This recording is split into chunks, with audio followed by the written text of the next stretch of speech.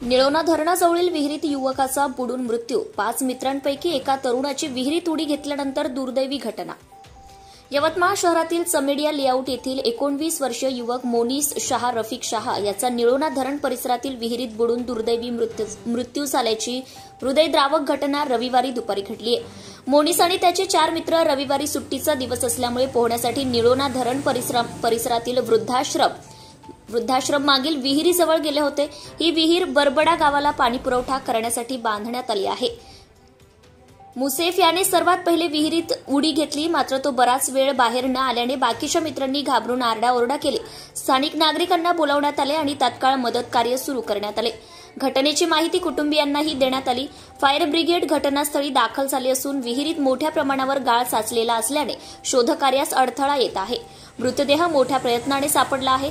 दरम्यान बचाव पथक घटनास्थळी पोहोचण्यात विलंब होत असल्याने काही सामाजिक कार्यकर्ते इरफान शेख, निशाद अहमद, नकीब अहमद, मोहसिन खान, इम्रान आदिम उपस्थित होते। यांनी विहिरीत युवकाचा शोध घेत मृतदेह बाहेर काढण्यात त्यांना यश मिळाले।